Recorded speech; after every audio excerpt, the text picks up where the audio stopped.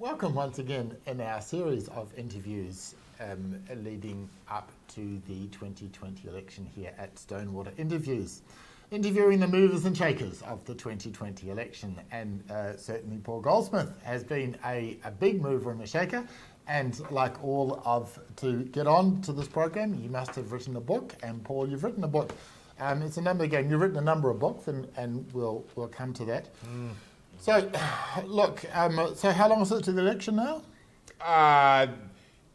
1,000 days. Right. And you're certain about that? Absolutely. It's 1,000 days till the election, not one day more. Yeah. You've come under some criticism, Mr. Goldsmith, for the numbers in your budgets. What happened there?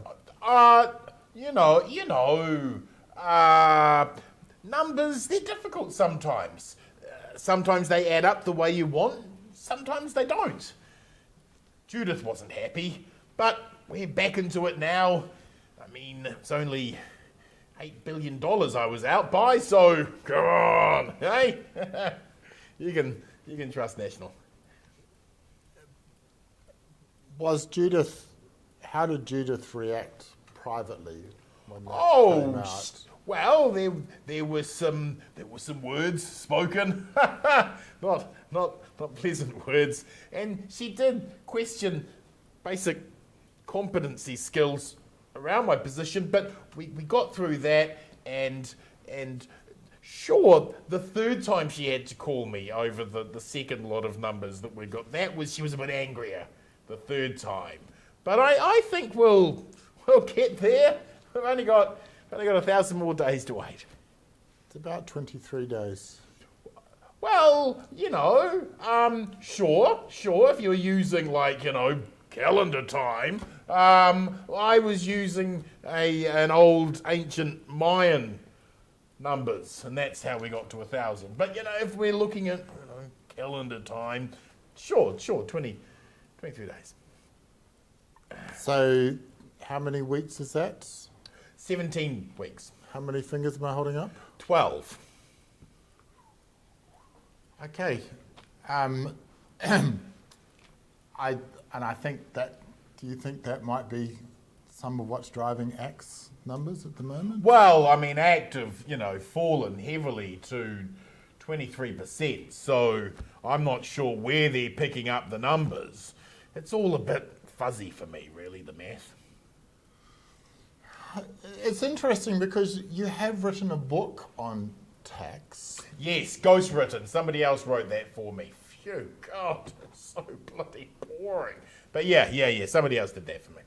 Someone else checked the numbers. I signed off on it. That's the Goldsmith we all know and love. That's interesting because your reputation coming into Parliament and into this position was as an author. Yes, I didn't really do much of my own work, but I'm an Epsom, I'm white, I'm rich.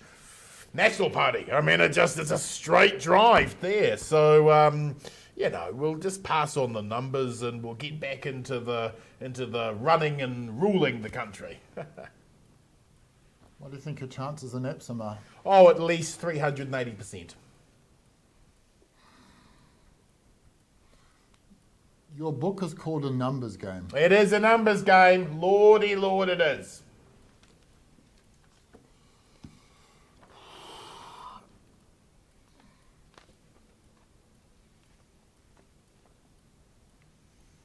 $5 billion? Well, that's a $2 note, and that will be the new tendering process that we have in New Zealand for money.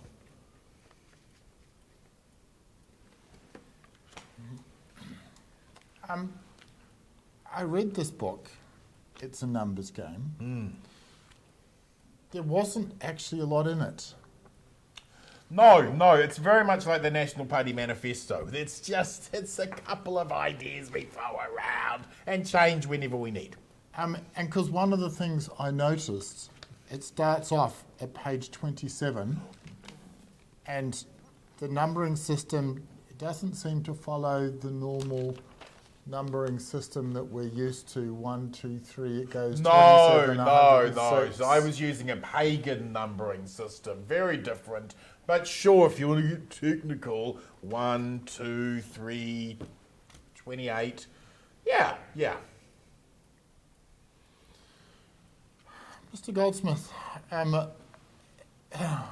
right, it's been interesting to have you on. You've certainly thrown some light on some issues. I've got no idea how I got the budget so wrong either. Woohoo! Because you didn't actually outsource this to an intern, did you? Yeah. Oh, Lord, yeah. They're much cheaper. Very, very cheap. And we've got quite a few of them at the National Party. They're also good at doing the gardens and the lawns as well. Do you think maybe next time you should outsource the budget to an intern rather than attempting to do it yourself? Well, 1 + 1 intern equals 4 billion. Goodness me. Mr. Goldsmith, I would like to thank you to coming on. I think I can understand how your grandfather was so prolific, because he certainly had some issues keeping track of the number of wives and children, didn't he? Yes, he had 1. I think he had 16 children. Who can tell? Not the opposition Minister of Finance, evidently. Ladies and gentlemen, Paul Goldsmith's book, It's a Numbers Game. It's available in some limited bookstores.